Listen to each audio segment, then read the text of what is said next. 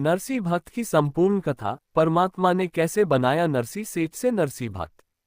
भारत संतों भक्तों की भूमि रही है जहां बड़े बड़े भक्त हुए हैं। कोई श्री राम का भक्त रहा तो कोई कृष्ण भक्त रहा तो कोई श्री विष्णु, श्री शिव, श्री दुर्गा, ज्योति निरंजन काल ब्रह्मा का भक्त रहा तो बहुत से पूर्ण परमात्मा कबीर साहेब के भी भक्त रहे। उन्हीं में से एक थे श्री कृष्ण जी के परम भक्त नरसी जी, जिनके पास 56 करोड़ की संपत्ति थी, लेकिन स्वभाव से वे बहुत कंजूस थे। फिर पूर्ण परमात्मा ने किस तरह कंजूस नरसी सेठ को भक्त बनाया, पढ़िए इस लेख में नरसी भक्त की संपूर्ण कथा। इस लेख में आप जानेंगे सेठ नरसी मेहता की संक्षिप्त जीवनी, सेठ नरसी और उसकी पत्नी का गंगा स्नान को जाना। सेठ नरसी को सतपुरुष कबीर परमेश्वर ब्राह्मण रूप में मिले। नरसी जी आगे आगे, परमात्मा पीछे पीछे। परमात्मा के खेल मनुष्य नहीं समझ सकता। नरसी जी भी पक्का कंजूस थे। परमात्मा ने कहा मैंने माफ किया 1 टका। पूर्ण परमात्मा नरसी रूप बनाकर नरसी जी के घर पहुंचे। असली नरसी जी को कोर्ट ने किया नकली सिद्ध। नरसी सेठ को परमात्मा एक बार पुनः जंगल में मिले। भक्त नरसी की लड़की नातिन के विवाह में परमात्मा का चमत्कार। नरसी जी कारीगर रूप में परमात्मा को नहीं पहचान सके। नरसी जी के पास भात भरने को कुछ नहीं था। नरसी जी की लड़की का भात परमात्मा ने भरा। परमेश्वर द्वारा नरसी जी की हुंडी ड्राफ्ट साधुओं को कैश करना। संतों ने द्वारिका में जाकर सेठ सांवल शाह का पता पूछा। परमात्मा 4 रोटी खाकर द्वारिका में हुए प्रकट। सारे बाजार के सेठ इकट्ठे होकर देखने लगे। सेठ नरसी मेहता की संक्षिप्त जीवनी आज से लगभग 500-600 वर्ष पहले की बात है। एक नरसी नाम के भक्त थे। वे श्री कृष्ण जी के परम भक्त थे, परंतु बहुत ही कंजूस थे और 56 करोड़ की संपत्ति के मालिक थे। परमात्मा कहते हैं माया को सिर पर नहीं रखना चाहिए, जैसे मोटरसाइकिल को सिर पर नहीं रखते, उसको चलाते हैं। परंतु सेठ नरसी मेहता माया से चिपक कर बैठे हुए थे, अर्थात दान नहीं करते थे बल्कि बहुत कंजूस थे। उनकी केवल एक लड़की थी और उसकी भी शादी नरसी जी ने कर दी थी। साथ ही उसके नाम की हुंडी चला करती थी, जैसे आज बैंकों द्वारा ड्राफ्ट बनाए जाते हैं। पैसे जमा करके एक कागज में बैंक ड्राफ्ट बनाते हैं कि हमारे पास इसके इतने रुपए जमा हो चुके हैं और उस ड्राफ्ट को आप किसी दूसरे शहर में जाकर बैंक में दे दो, उतने ही पैसे मिल जाया करते हैं। ऐसे ही पहले के समय में हुंडी काम करती थी। इसके लिए राजाओं द्वारा धनी व्यक्तियों की संपत्ति के हिसाब से उन्हें हुंडी बनाने की मान्यता प्रदान की जाती थी कि कोई व्यक्ति इतने रुपये तक की हुंडी ड्राफ्ट बना सकता है। सेठ लोग फिर आपस में महीने, 6 महीने, 1 वर्ष में एक दूसरे से कागज और धन आदान प्रदान कर लिया करते थे। वहीं नरसी जी के पास 56 करोड़ की संपत्ति थी। यदि आज के समय से अनुमान लगाएं तो अरबों खरबों की संपत्ति थी और धन इकट्ठा करने के चक्कर में वह इतना कंजूस हो गए थे कि वह चवन्नी भी दान नहीं करते थे। लेकिन परमात्मा तो परमात्मा ही होता है। उन्होंने उस प्यारी आत्मा से माया का वह जाल छुड़वाया जो कि उसके जी का जंजाल बना हुआ था। सेठ नरसी और उसकी पत्नी का गंगा स्नान को जाना। एक दिन सेठ नरसी की पत्नी ने कहा कि हमें आप गंगा स्नान करवा कर लाइए। लेकिन नरसी सेठ कहने लगा क्यों पैसे बर्बाद करती हो, यही नहा लो, क्या रखा है वहां, इतनी दूर जाओगी। नरसी ने सोचा अगर यह वहां जाएगी तो 10-20 रुपए खर्च होंगे। जब नरसी की पत्नी ने नरसी से ज्यादा कहा तो नरसी जी ने सोचा अब यह मुझे ज्यादा दुखी करेगी, सिर में दर्द रखेगी। ऐसा सोचकर वह पत्नी के कहने से गंगा स्नान के लिए चल पड़ा। जब वे गंगा में जाकर स्नान करने लगे, इतने में ही पूर्ण परमात्मा कबीर साहेब जी ने वहां साधु रूप में प्रकट होकर उन्हें श्री कृष्ण की महिमा सुनाई। क्योंकि नरसी और उसकी पत्नी कृष्ण जी के पुजारी थे। आप इस लेख को पढ़ते रहिए, धीरे धीरे आपको प्रमाणों से समझ में आ जाएगा कि परमात्मा ने उनके सामने श्री कृष्ण जी की महिमा क्यों गाई थी। सेठ नरसी को सतपुरुष कबीर परमेश्वर ब्राह्मण रूप में मिले। पवित्र श्रीमद्भगवद्गीता अध्याय 15 श्लोक 17 में कहा गया है कि उत्तम पुरुष तो अन्य है जो तीनों लोकों में प्रवेश करके सबका धारण पोषण करता है। संत गरीबदास जी कहते हैं, गरीब जो जन मेरी शरण है, ताका हूं मैं दास, गैल गैल लागा रहूं जब तक धरनी आकाश। परमेश्वर कबीर जी ने कहा है जो जन व्यक्ति किसी जन्म में मेरी शरण में आ गया है, उसके मोक्ष के लिए उसके पीछे पीछे फिरता रहता हूं। जब तक धरती आकाश रहेगा, महाप्रलय तक, तब तक उसको काल जाल से निकालने की कोशिश करता रहूंगा। फिर गरीबदास जी ने कहा है, गरीब जीव बच्चा गऊ की नजर में यूं साई को संत, भक्तों के पीछे फिरे भक्त वत्सल भगवंत। जैसे गाय अपने बच्चे बछड़े बछड़ी पर अपनी दृष्टि रखती है, बच्चा भागता है तो उसके पीछे पीछे भागती है, अन्य पशुओं से उसकी रक्षा करती है। इसी प्रकार परमेश्वर कबीर जी अपने भक्त के साथ रहता है। यदि वर्तमान जन्म में उस पूर्व जन्म के भक्त ने दीक्षा नहीं ले रखी तो भी परमेश्वर जी उसके पूर्व जन्म के भक्ति कर्मों के पुण्य से उनके लिए चमत्कार करके रक्षा करते हैं। इसी विधान अनुसार उत्तम पुरुष सत्पुरुष पूर्ण ब्रह्म कबीर साहेब ब्राह्मण रूप बनाकर आए और कहने लगे, सेठ नरसिंह जी गंगा स्नान करने आए हो तो कुछ दान करो, क्योंकि जैसी परंपरा बना रखी थी उसी को आधार बनाकर परमात्मा ब्राह्मण रूप में बोले। नरसिंह सेठ बोला, मेरे पास पैसे थोड़े ही हैं, आप जाओ किसी और से ले लो। परमात्मा कहने लगे, सेठ जी वैसे ही नहाने से क्या फायदा, कुछ दान किया करो। नरसिंह की पत्नी कहने लगी, दे दो ना 1-2 रुपये दान ब्राह्मण को। नरसिंह ने अपनी पत्नी से कहा, नहा ले, चुप करके यहाँ तक ले आया, ये कम थोड़े है, यही बड़ी बात समझ तू, पैसे दान कर दे। पैसे कहाँ से आते हैं, मैं यहाँ ज्यादा पैसे थोड़ी लेकर आया था। अंत में भगवान ने कहा, 8 आने दे दे। नरसिंह बोला, मेरे पास 8 आने भी नहीं है। भगवान ने बोला, 4 आने का तो कर दो दान। वह कहने लगा, मेरे पास 4 आने भी नहीं है। नरसिंह कहने लगा, 1 टका दूंगा, सिर्फ 1 टका। परमात्मा ने कहा, चल 1 टका ही दे दो। नरसिंह बोला, 1 टका तो दे दूंगा, लेकिन मेरे घर आना पड़ेगा, यहाँ मैं थोड़ा लाया हूँ। भगवान बोले, चलो घर पर दे देना।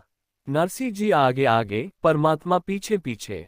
जब सेठ नरसिंह जी गंगा से स्नान करके अपने घर पहुंचे तो पीछे से ब्राह्मण वेशधारी परमात्मा ने जाकर सेठ जी के द्वार खटखटा दिए। दरवाजे पर नौकर आए। नौकरों ने पूछा, क्या बात है ब्राह्मण जी। ब्राह्मण वेश में परमात्मा बोले, आपके सेठ ने मुझे 1 टका दान किया है और उसने मुझे घर आकर लेने के लिए कहा था।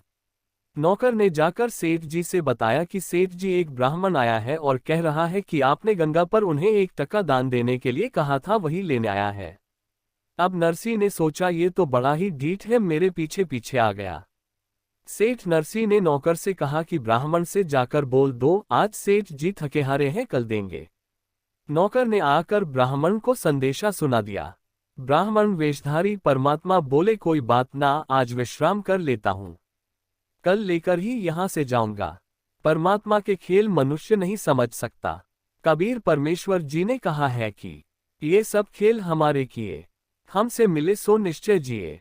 नरसिंह जी के मकान के बाहर एक हरा भरा बाग था। उसी बाग में ब्राह्मण रूप में परमात्मा चादर बिछाकर लेट गए। सुबह उठते ही परमात्मा ने फिर सेठ जी का दरवाजा खटखटा दिया और परमात्मा ने नौकरों से कहा कि सेठ जी से कहो कि वह मेरा 1 टका दे दे। नौकर ने अंदर जाकर सेठ नरसिंह को बताया कि वह ब्राह्मण द्वार पर खड़ा है, अपना 1 टका मांग रहा है। सेठ ने सोचा, बड़ा ढीठ है, ये तो गया ही नहीं।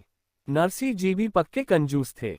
अब नरसिंह जी ने सोचा, आज यह 1 टके की जिद लगा रहा है, कल हो सकता है कि यह 100 रुपए की जिद लगा कर बैठ जाए। इसको तो मौका मिल गया, इसका काम कर देता हूं, नहीं तो आगे फिर दुखी करेगा। नौकर से नरसिंह सेठ ने कहा, ब्राह्मण से कह दो कि हमारे सेठ जी सफर से आए थे, इसलिए बुखार हो गया है, और जब ठीक हो जाएंगे तब आपका 1 टका दे देंगे। ब्राह्मण ने कहा, बार बार तो आया नहीं जाता, कोई बात ना, 1-2 दिन और इंतजार कर लेते हैं, अब पैसे लेकर ही जाऊंगा। परमात्मा दिन में घूम फिर आए और शाम को आकर सेठ जी के बाग में लेट गए। नरसिंह जी ने 1 दिन देखा, 2 दिन देखा, 3 दिन देखा, फिर नौकरों से पूछा कि वह गया कि यहीं पर है।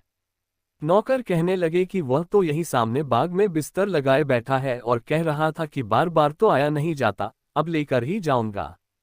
अब नरसिंह सेठ जी ने सोचकर कहा कि ब्राह्मण से कह दो कि सेठ जी बीमार थे, उनकी मौत हो गई। नौकरों ने जाकर ब्राह्मण रूपी परमात्मा को बताया कि हमारे सेठ जी बीमार थे, जिससे उनकी मृत्यु हो गई। ब्राह्मण रूप में आए परमात्मा ने कहा, ये तो बड़े दुख की बात है। सेठ जी बेचारे गंगा स्नान करके आए थे। फिर भगवान बोले, कोई बात नहीं, यहाँ तो मरना जीना लगा रहता है, मृत्यु तो हो ही गई है, तो अब मैं सेठ जी का अंतिम संस्कार कराकर ही जाऊंगा। नौकर ने नरसिंह सेठ से आकर बताया कि ब्राह्मण तो बोल रहा है कि मैं अंतिम संस्कार कराकर ही जाऊंगा। नरसी जी ने कहा कि तुम लकड़ी ढोना शुरू कर दो, शायद उसके समझ में आ जाए कि वास्तव में मैं मर गया। तो नौकरों ने लकड़ियां ढोना शुरू कर दिया। विचार करने वाली बात है कि यदि शहर नगर का इतना बड़ा धनी सेठ मर जाए तो पूरा शहर इकट्ठा हो जाया करता है। लेकिन सेठ जी ने अपनी अल्पबुद्धि से परमात्मा जो पल पल की जानने वाला है उसे भगाने के लिए ये तरकीब लगाई। सूक्ष्मवेद में परमेश्वर के विषय में कहा गया है, कबीर अंतर्यामी एक तू आत्म के आधार, जो तुम छाड़ हाथ तो कौन उतारे पार। वहां पर वह 4 नौकर लकड़ी ढो रहे हैं। जब नौकरों ने लकड़ी ढो ली तो नरसी जी ने पूछा कि वह गया या नहीं। नौकरों ने बताया वह भी एक लकड़ी हाथ में उठाए हुए है और शमशान घाट की तरफ जाने को तैयार है।